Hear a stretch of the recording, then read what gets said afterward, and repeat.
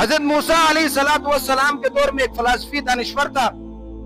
وہ کہتا تھا کہ میرا ایک سوال ہے، میں نے بڑے بڑے علمی لوگوں کے سامنے سوال کو رکھا لیکن کسی نے میرے سوال کا جواب نہیں دیا.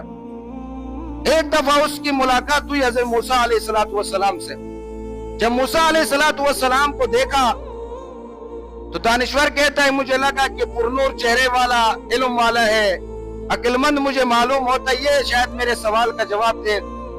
میں نے حضرت موسیٰ علیہ السلام سے پوچھا کہ میرے پاس ایک سوال ہے جس کا جواب میں نے ہر محفل میں ہر پڑھے لکھے آدمی کے سامنے کیا لیکن آج تک کسی نے میرے سوال کا جواب نہیں دیا. اگر آپ کے پاس جواب ہو تو میں اپنے سوال کو پیش کر لوں.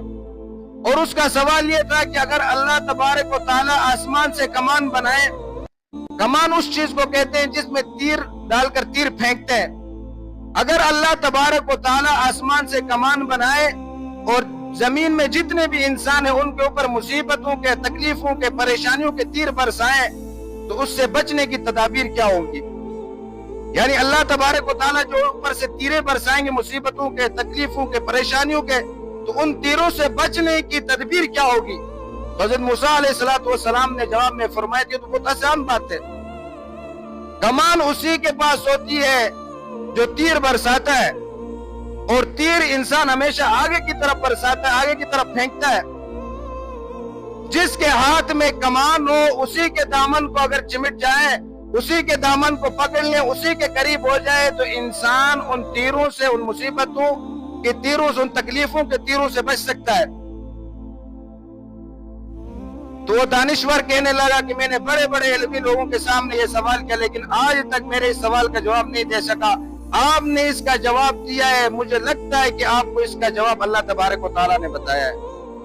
تو موسیٰ علیہ السلام نے فرمایا کہ جو مصیبتیں اور تکلیفیں یہ سب آسمان کی طرف سے آتی ہیں، اللہ کی طرف سے آتی ہیں، اور انسان جب اللہ کے قریب ہو جائے، اللہ کے دامن کو پکڑ لے، اللہ کے احکامات کو پورا کر لے تو مصیبتوں کے، تکلیفوں کے، پریشانیوں کے تیر انسان کو لگتے ہی نہیں ہے.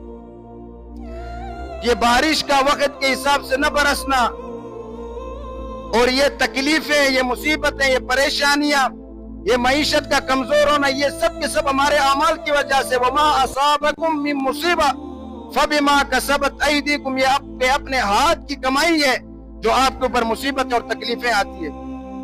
تو حضرت موسیٰ علیہ السلام کے دور میں ایک فلسفی دانشور تھا. وہ کہتا تھا کہ میرا ایک سوال ہے، میں نے بڑے بڑے علمی لوگوں کے سامنے سوال کو رکھا لیکن کسی نے میرے سوال کا جواب نہیں دیا. ایک دفعہ اس کی ملاقات ہوئی حضرت موسیٰ علیہ السلام سے. جب موسیٰ علیہ السلام کو دیکھا